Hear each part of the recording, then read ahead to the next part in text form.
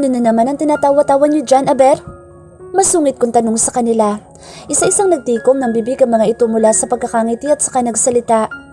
Wala po ma'am, mukhang may nagbigay ng peace offering sa inyo. Hirit na naman ni Eliza na ikinakunot ng noo ko. Peace offering?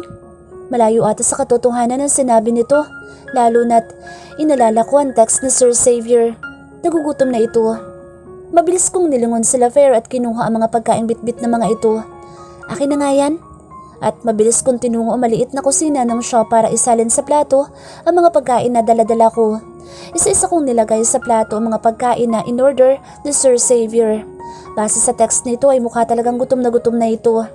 May kare-kare, beef steak at mixed vegetables. May 2 slices of cake din na kasama ang ulam at kanin na in-order nito.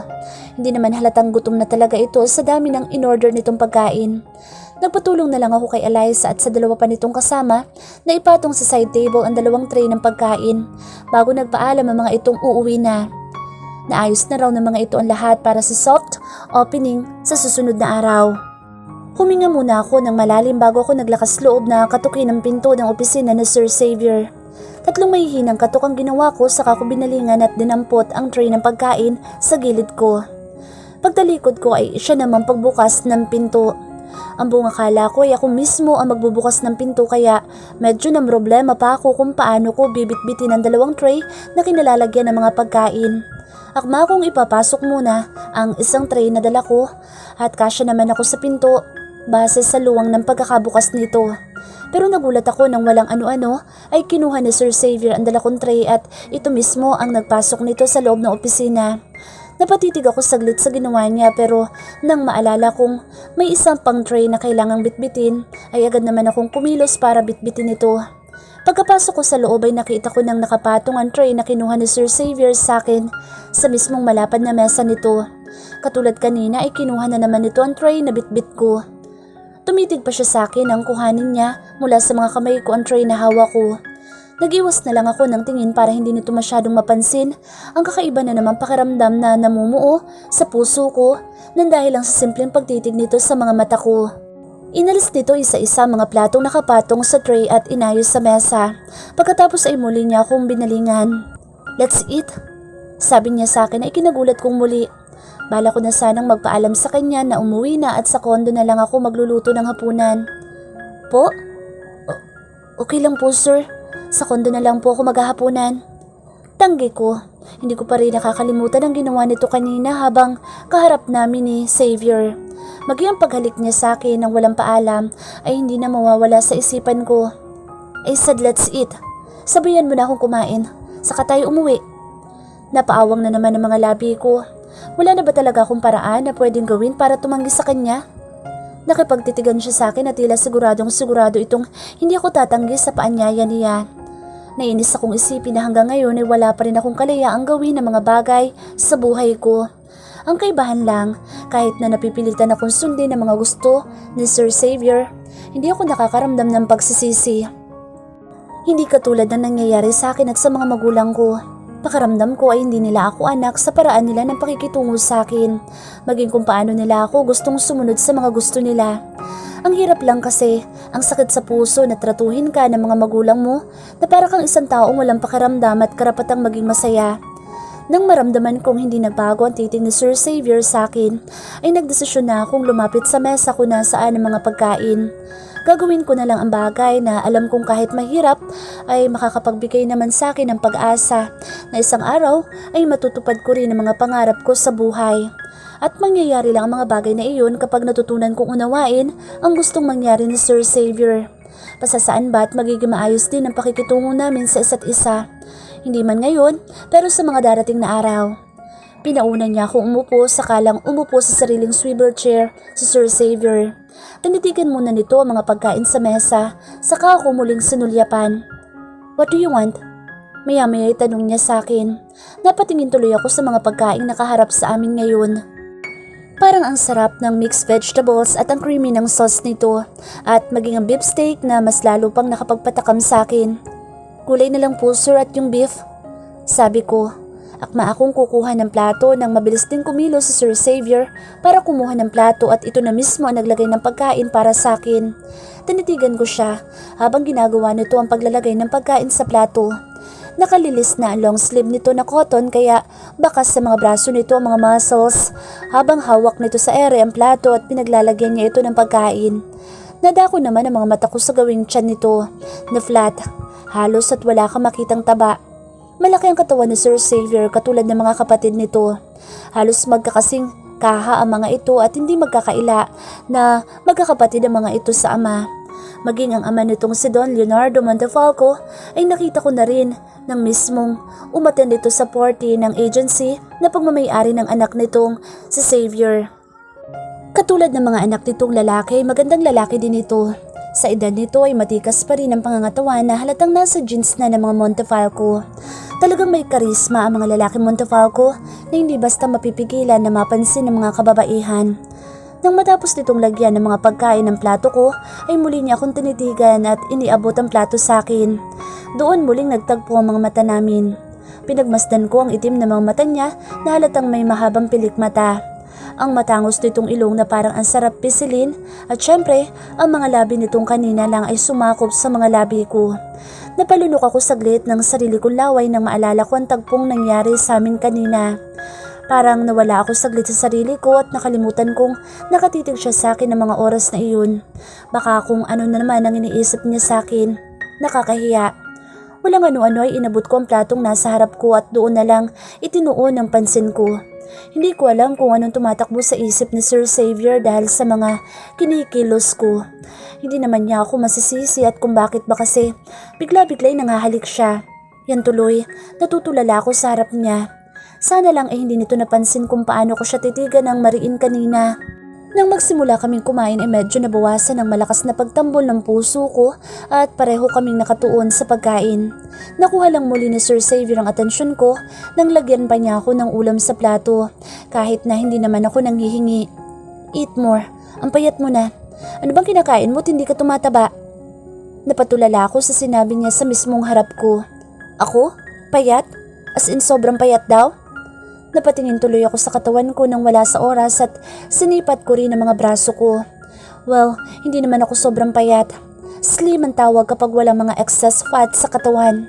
Akala mo na may butot balat ang itsura ko kung makatanong ito kung bakit ganoon ang size ng katawan ko. Palibhasa, sanay ito makakita ng mga babaeng maliliit ang tiyan. Malalaki ang boobs at parang mga bold star ang dating. Inis ko siyang inirapan kahit na nakatingin pala siya sa akin. Wala akong pakialam kung pagalitan niya ako dahil sa ginawa ko sa kanya. Emotional damage na ang ginagawa niya sa akin Masyado na nitong tinatapakan ng pagkatao ko sa pamimintas niya ng bonggang-bongga sa akin. Susme. Habang nagpupuyos ang dibdib ko sa inis ay kabaliktaran naman na nakita kong itsura nito nang irapan ko siya ng harapan. Nakangiti pa ito na parang nakakaloko at talagang nakuha pa nito na ngisiyan ako. At ang itsura ko talaga, inis ko pa ring litanya sa sarili ko. It's not what I mean, okay? Agad naman itong bawi sa una nitong pamimintas na sinabi sa akin. At talagang lulusot pa ang bukong na ito. Kala mo naman hindi siya nakakasakit ng damdamin sa mga pinagsasabi nito. Okay lang po sir, totoo naman ang mga sinasabi mo. Inabala ko na lang ang sarili ko sa pagkain kaysa makipagtalo sa kanya. Maano bang laitin niya ako? Wala akong pakialam. Ang pakikipag-business partner ko sa kanya dapat ko lang intindihin. Kapag nag-success ang unang branch namin na naitayo ay panigurado na magtatayo pa kami ng panibago at pag nagkataon, hindi na kami madalas na magkikita. May pinong kirot akong naramdaman nang maisip ko ang bagay na iyon. Kaya lang, yun naman talaga ang goal ko, hindi ba? Bakit pagdating sa usapang pakikipaglapit ko sa kanya ay meron talagang parte ng puso ko na nabubunyi kapag kasama ko siya at parte naman ng puso ko na nalulungkot kapag naiisip kong hindi ko siya makikita. Sunod ko siyang narinig na tumikhim at nang lingunin ko siya ay nakadikit na sa mga labi nito ang isang wine glass na may lamang alak. Ganoon ito kabilis na salina ng alak ang baso nito at hindi ko man lang naramdaman. Nahuli ko din siyang nakatitig sa akin at hindi lang basta titig ang ginagawa niya. As in, hindi ito kumukurap at para bang inaakit niya ako sa paraan niya ng pagtitig sa mga mata ko. Hindi ko na napigil ang sarili ko na mapainom ng juice sa tabi ko para putulin kung anumang kahibangan ang ginagawa ng amo ko.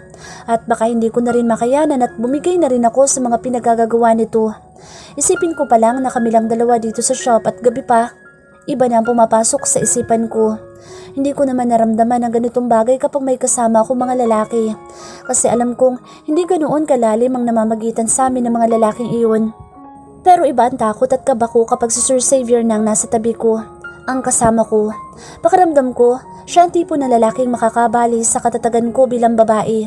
Hindi ko alam pero bigla na lang ako nasamid dahil sa pag-inom ko ng juice.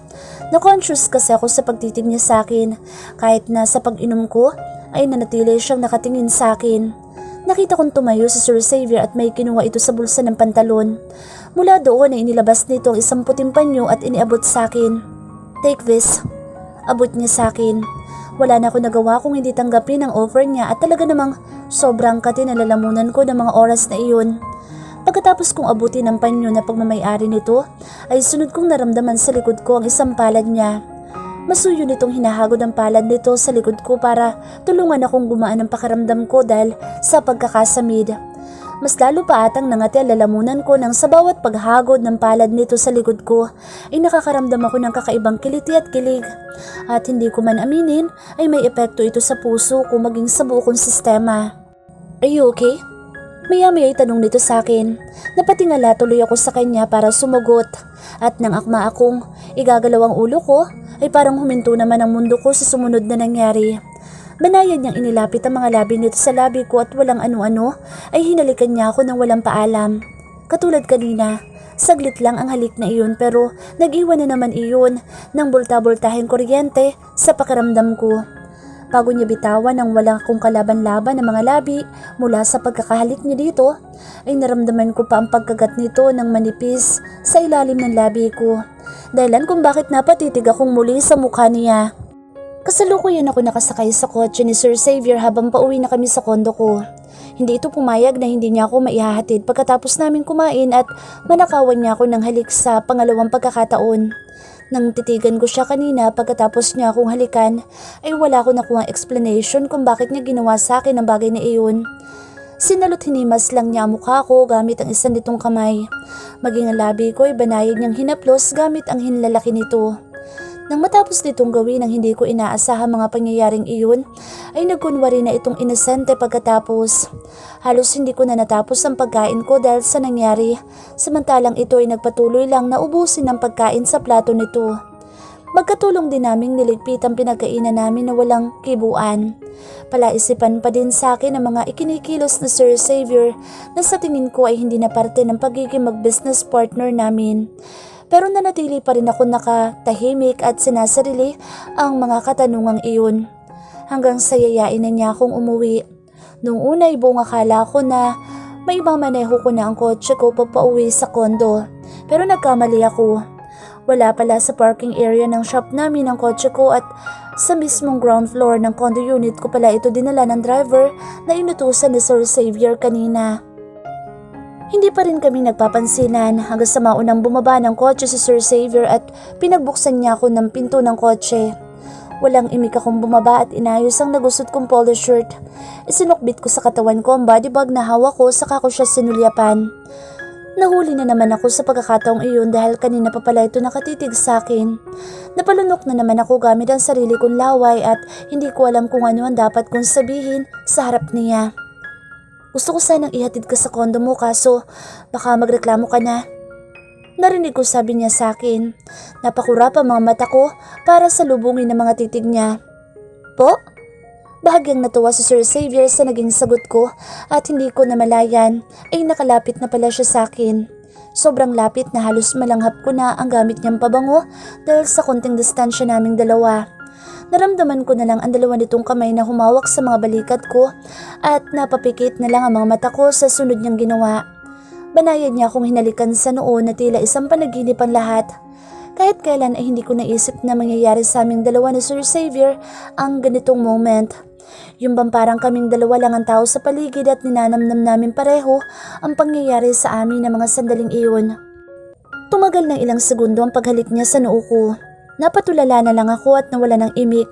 Mas malala pa ito sa ginawa niya sa akin kanina na paghalik sa labi.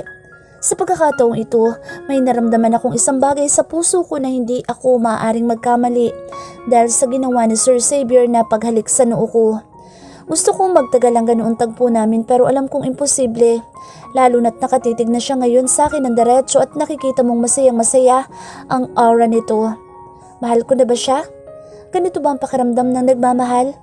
Yung parang akala mo ba, baliwala ang presensya niya pero sa tuwing nawawala siya sa paningin mo ay bigla mo nalang maiisip kung ano nangyayari sa kanya, sinong kasama niya. Kahit na palagi ako naiinis sa kanya ay naiisip ko pa rin ang mararamdaman niya sa mga bagay-bagay na ginagawa namin magkasama. At hindi lang pala simpleng mag-amo ang dahilan kung bakit mas pinipili kong sumunod sa kanya sa tuwing may ginagawa itong desisyon para sa aming dalawa. Gusto kong palaging iniintindi at inuunawa siya dahil mahal ko siya. At yun ang bagay na pinakasigurado ako ng mga sandaling iyon. Gusto kong umasa na ganoon din ang nararamdaman ni Sir Xavier para sa akin dahil handa akong sumugal para sa pag-ibig na meron ako para sa kanya. At napatunayan kong mahal ko na siya nang halikan niya ako sa noo. Yun ang pinaka-sweet na halik na natanggap ko sa isang lalaki at masasabi kong hindi ako nagkamali na maramdaman ko ang ganitong pag-ibig sa kanya. All of a sudden, gusto ko siyang yakapin ng mahigpit at huwag pakawalan. Nang dahil sa mga nakaw na halik na ginawa niya sa akin kanina, ay tuluyan ng sumuko ang nagtitimpi kong puso. I'll be going. Lock your doors, okay? Walang ano-ano'y bilin niya sa akin. Walang paliwanag, walang kahit anong salita na nagsasabi kung anong ibig sabihin nang namagitan sa amin kanina lang. Nawala ng lakas ang balikat ko at kusa itong lumaylay na parang nabigo ako sa inaasahan ko. Napatango na lang ako sa sinabi niya. Ilang saglit ay nakita ko siyang umikot sa kabilang side ng kotse nito para sumakay. Binuksan nito ang windshield at saka ito nagmaniobra ng sarili nitong sasakyan. Napabuntong hininga na lang ako pagkatapos. Kusang lumakad ang mga paa ko patungo sa elevator pataas sa condo unit ko. Nanatili akong tahimik at dinadama ang lahat ng mga sari-saring emosyon na naramdaman ko ng buong araw. Pagkagulat, pagkainis at sa huli, pagiging masaya. Masaya dahil sa wakas ay naliwanagan na rin ako sa tunay kong nararamdaman kay Sir Xavier. Nang sumunod na araw ay maaga akong gumising. Late man akong nakatulog kakaisip dahil sa mga naganap sa amin ni Sir Xavier kahapon ay mas excited pa rin akong pumasok sa shop para makita siya. Pagkaligo ay agad akong gumayak para makapagluto ng umagahan kahit papaano. Mahalagang kumain para masimulan ang araw na masigla at masaya. At bigla ko na lang naalala ang sinabi niya sa akin na kung ano daw ba ang mga kinakain ko at sobrang payat ko. Napatawa ko na mag-isa nang maisip ko ang bagay na yun. Nagluto ako ng fried rice at egg. Nagtimpla din ako ng orange juice at siguro na may mabubusog na ako sa mga hinanda kong pagkain. Sunod akong pumili ng damit na susuotin. Napahinto ako nang maisip ko bigla na talagang may nagbago sa akin simula nang mapagtanto kong may nararamdaman ako para kay Sir Xavier. Dati ay basta lang akong dadampot ng damit para suotin. Wala akong specific na gustong suotin pero ngayon ay bigla akong na-conscious sa mga damit na nasa cabinet ko. Konti pa lang ang mga nandoon at hindi ko naman dinala lahat ng mga damit ko nang umalis ako sa amin. Isa-isa kong hinawi ang mga hanger para sipatin ang mga damit na nakasabit doon. Isang sleeveless dress, black na may touch of blue sa kwelyo at manggas ang napili ko. Hapit ito sa kurba ng katawan ko at syempre nakikita ang maputing braso at binti ko dahil sa hanggang tuhod na haba nito. Isang kulay white na flat sandals naman ang isinuot ko sa paa. Nag-apply ako ng light makeup. Kinulot ko rin ang ibabang bahagi ng buhok ko sa ulo. Pagkatapos, masaya akong ngumiti sa salamin. Sana magustuhan niya ang suot kong damit ngayon at pati ang ayos ng mukha ko ay sinipat ko sa salamin. First time ko atang maramdaman ng ganitong excitement na makita ang isang taong hindi ko inaasahan magkakaroon ng puwang sa puso ko. Mabilis akong umalis, palabas ng kondo at kailangan kong maagang pumasok ngayon sa shop. Kinabukasan na ang soft opening namin at sobrang excited ako dahil doon. Pagdating ko ng shop ay agad kong nakita ang isang guard na nakabantay sa pinto nito. Hindi nabanggit sa akin na Sir Xavier na kukuha pa ito ng isang guard para sa shop namin. Good morning po, Ma'am Monica.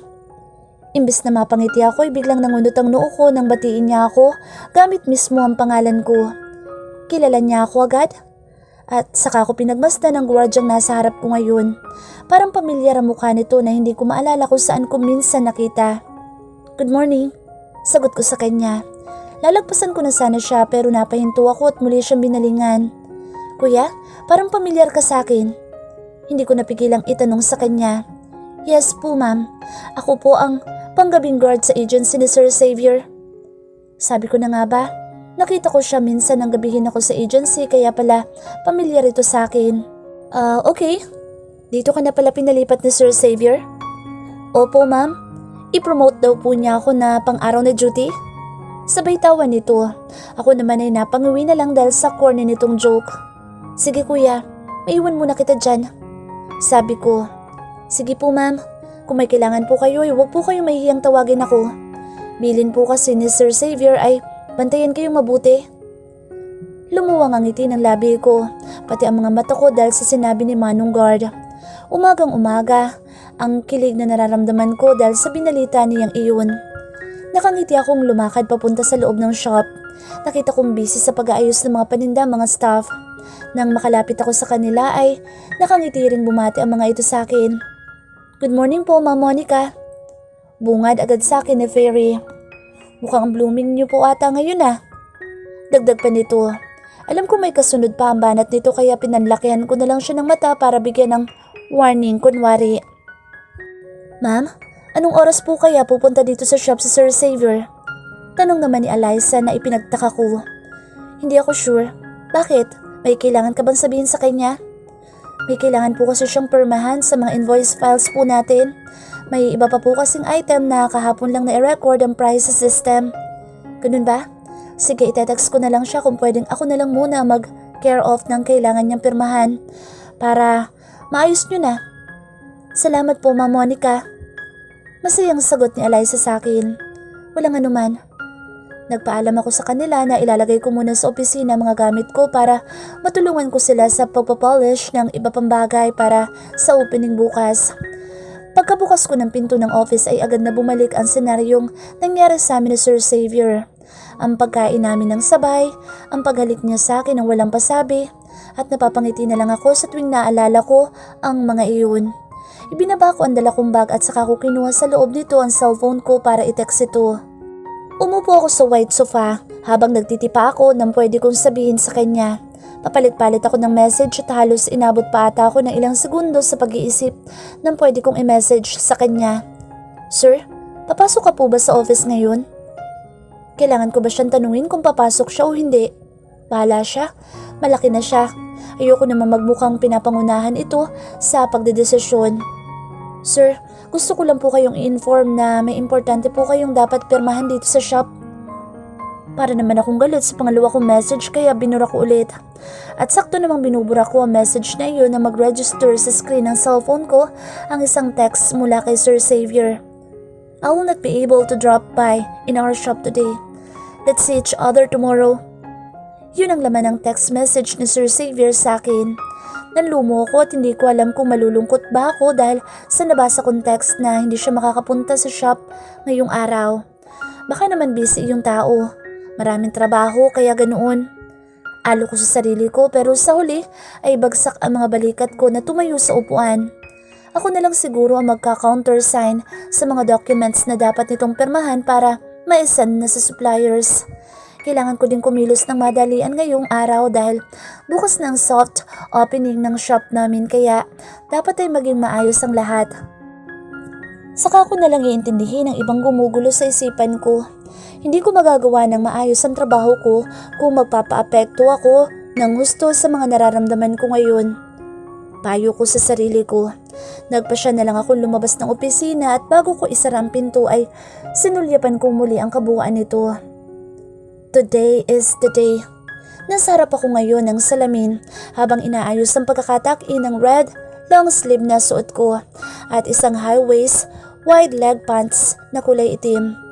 Nagsuot ako ng earrings na babagay sa damit ko at isang bangle bracelet na kulay gold. Hindi ko din nakalimutan ng cluster ring na palagi ko sinusuot. Bigay pa ito sa akin ng lola ko mula sa father's side. Hindi alam nila mommy at daddy ang tungkol sa singsing na iyon. Sinabi sa akin ni Lola Teresita na darating ang araw ay mapapalitan na ito ng engagement at wedding ring. Kaya habang dalaga ako ay susuotin ko daw ito. Natawanan lang ako sa sinabing iyon ni Lola at buong giliw kong isinuot ang binigay niyang singsing na iyon at mula nga noon ay palagi na itong nakakabit sa daliri ko. Inayos ko rin ang pagkakakulot ng mahaba kong buhok. Palagi kong kinukulot ang dulo nito at yun ang ayos na nakasanayan ko. Saka ko ito pinusod ng buo. Ayos na ang lahat bago ako umuwi kahapon galing ng shop. Kahit wala si Sir Xavier ay nagawa ko pa rin gawin ang mga bagay para maging maayos ang gaganaping opening namin ngayong araw. Nagtimpla lang ako ng 1 tasang kape at toasted bread ang kinain ko para sa umagahan. Masyado ako nai-excite sa mga nangyayari kaya hindi ko na tinangkapang magluto ng iba pang putahe para sa umagahan ko. Sanay din naman ako sa ganoong setup ng umagahan lalo na noong sa agency pa ako nagtatrabaho. Pagdating ko sa shop ay napapalibutan na ito ng mga table at tents sa labas. May mga balloons din sa labas at loob ng shop na iba't ibang kulay. Maging ang cater service na kinuha namin ay nakaset up na rin. Ang bulaklak ay inaayos na rin ng florist kaya masasabi kong masaya ang bungad ng araw na ito. Agad ako sinalubong nila Alay sa pagkababa ko pa lang sa kotse. Halatang excited rin ang mga ito at hindi makapaghintay na tuluyan na mag-open ang shop namin. Ma'am Monica, good morning po. Agad ay bati ni Eliza sa akin. Nasa likod nito ang 2 pang staff na kasama nito na si Jaisal at Ferry. Kumusta ang lahat? Okay na ba? Agad ko ding tanong sa kanila na ngiti ang una nilang isinagot sa akin. Opo ma'am, don't worry po at okay na po ang lahat para sa opening mamaya.